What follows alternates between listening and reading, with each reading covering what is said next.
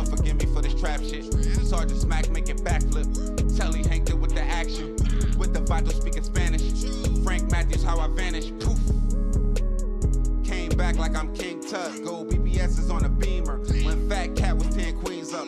Ball off the profit, not the re-up. Fly like Puerto Rican Jesus. Uptown like I'm Baby May. Just caught a touchdown from the Bay. Undefeated team since '79 to make it to the championship. Indiana State didn't win the It shows you how hard it is to do what Indiana did back in the 70s. Pulling off a perfect season.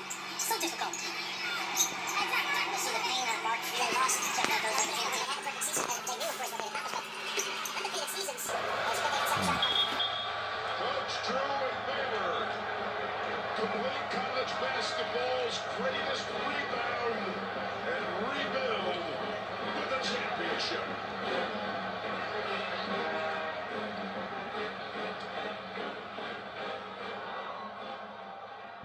They just try to realize that I'm sent out there to help the ones that need me. Many thought Bliss would never return to the college game after scandalous behavior cost him everything at Baylor. Bliss violated NCAA rules with improper payments to a pair of players. One was the late Patrick Dehnehy, who after his murder by another teammate was portrayed by Bliss as a drug dealer to try and hide where the money came from.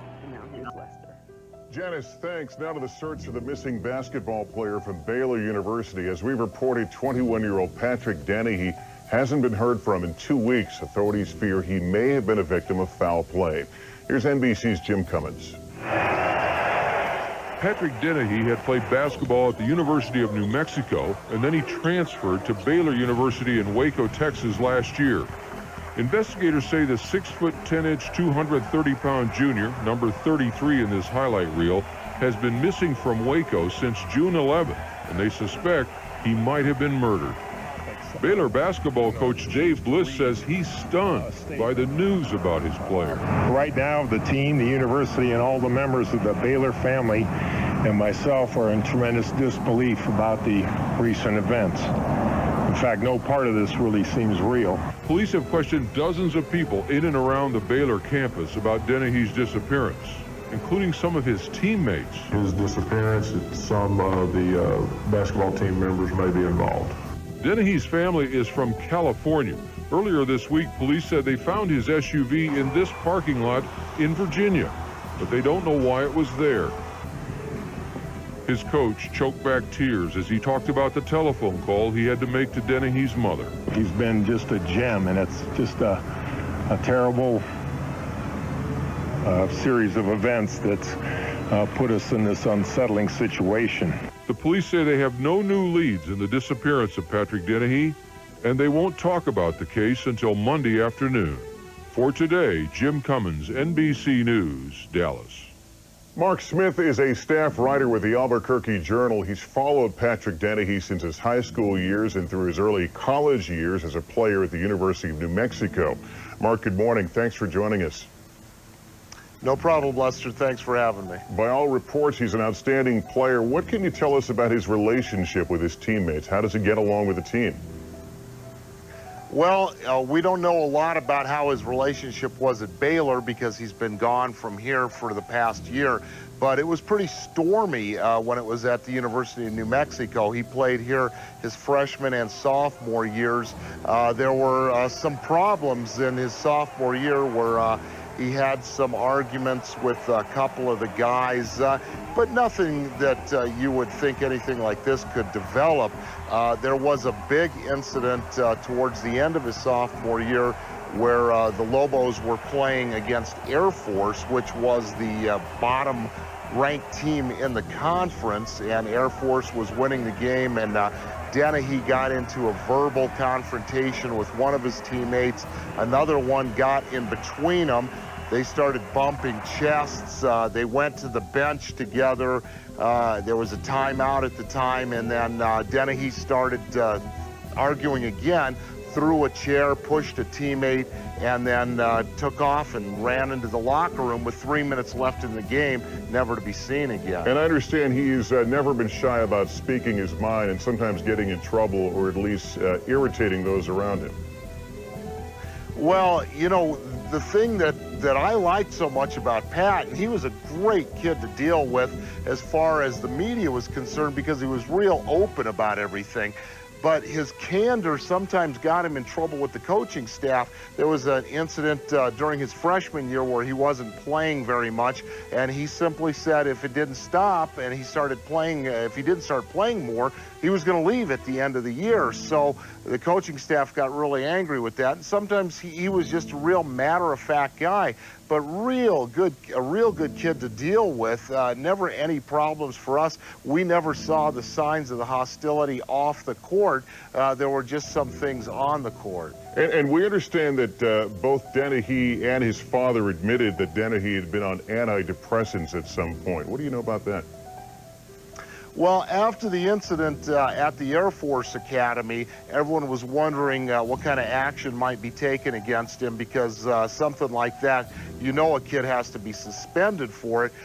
They waited a couple of days. The former coach, Fran Fraschilla, then said that they were not going to suspend him because he suffered from Patrick was not allowed to speak about the condition after the season, and Fraschilla had resigned under pressure. Dehnehy's father said there was no medical condition, that he was on antidepressants, but they made him very lethargic, and so he stopped taking them. Dehnehy then said after the season, after the coach had left, that it was just a fabrication, that he was told that they were going to make him make up this excuse so he could stay in the lineup. Because he was such a good player, he was their only effective big man. Okay, well, Mark Smith, thank you so much for coming on and talking with us this morning. Okay, Lester. When the Baylor University men's basketball team won the national championship a few years ago in 2021, a lot of people were stunned, including me, even though I was rooting for them. And it's not because the Baylor's men's basketball team wasn't good or they didn't have good players, but you would really have to know the history and how far just the Baylor men's basketball program has come in the last 20 years or since 2003. Now, don't get me wrong, Baylor has had other scandals in different athletic departments, if I could remember, but nothing at Baylor or at any other university that I could remember was worse than what their basketball program would experience in the year of 2003. Now, in the previous year, the Baylor's men's basketball team, whose head coach was a guy by the name of Bliss, somebody that I would say was just a subpar coach at best, but I'm not a college basketball analyst. He would coach the team to a 14-14 record, where they would rank at number 10 in their league, the Big 12. So with having one of the weaker teams in the conference that year, what most college basketball teams do is they recruit new talent coming in from high school, but they also accept transfers coming in from other schools and doing all they can to try to add talent to their roster for the up-and-coming 2003 season. Baylor University and Bliss would come across the person that we're covering today, who at the time was a 21-year-old sophomore college basketball player by the name of Patrick Dehnehy.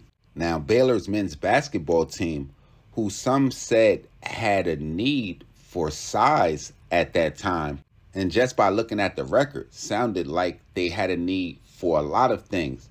But Patrick Dehnehy would have definitely filled that void that they had for big men, as he stood 6 feet 10 inches tall and weighed 130 pounds. So I would say about the average size of a power forward in the NBA today.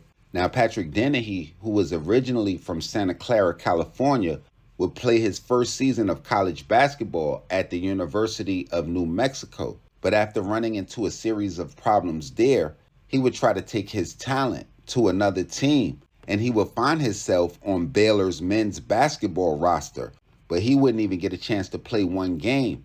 And when the saga of his disappearance would start to play out, it would show people exactly how shiesty college basketball was.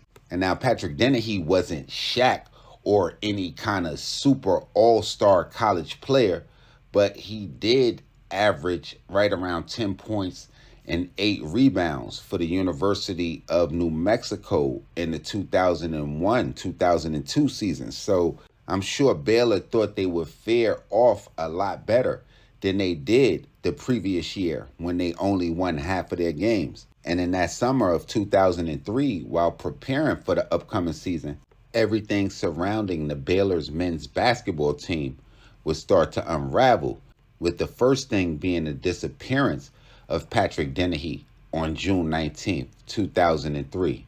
After not hearing from her son, Patrick Dennehy's mother and his stepfather would contact the Waco police. Now, there were reports that summer that Patrick Dehnehy and a teammate of his, a guy by the name of Carlton Dotson, who was a junior power forward on the team, would express concerns about their safety. And it was said that the two would go on to purchase 2 handguns as well as a rifle, where they would proceed to practice firing them at a farm that was located north of Waco, Texas. And this is to go to show you how only not wild college basketball probably is, but how Baylor University was at the time. According to a close friend of Patrick Dehnehy who spoke to him on one of the last days he was said to be alive, he was said that Patrick Dehnehy relayed to him that him and Carlton Dotson were worried about threats that they received from teammates on the Baylor University team. And though at first it was very shocking to me, but after researching for this episode and just kind of putting common sense together, when you kind of put a university where people come together on scholarship with people from all over the nation, I'm not saying that I'm not surprised that stuff like this happens more often, but I'm sure it's a lot of stuff going on that we're unaware of. But that conversation that Patrick Dehnehy would have with his friend Daniel Akopany on June 14th, 2003 would apparently be the last time anyone would speak to the sophomore college basketball player. But it would be about a week from that day before anybody would really start to worry would be his mother and his stepfather, Valerie and Brian Brabelson. Now, it's said that the family's fears mainly grew after Patrick Dehnehy wouldn't contact his stepfather on Father's Day in 2003.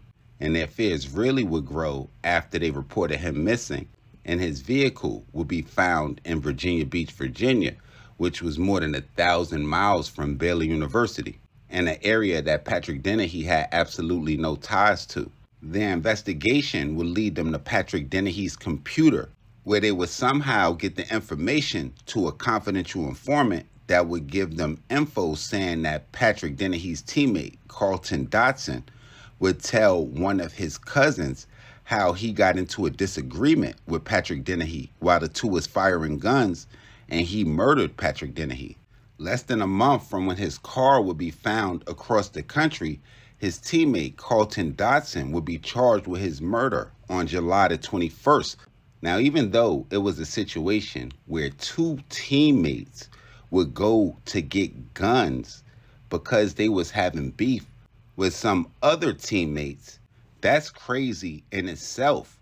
But in the following days of his teammate being charged with his murder, it would only get crazier, because on the very next day, July 22nd, Baylor University would contact the NCAA themselves and say that they're investigating major violations within their own program. And it would be just 3 days later when investigators would find Patrick Dennehy's body in Chest High Weeds, in an area that authorities had already previously searched.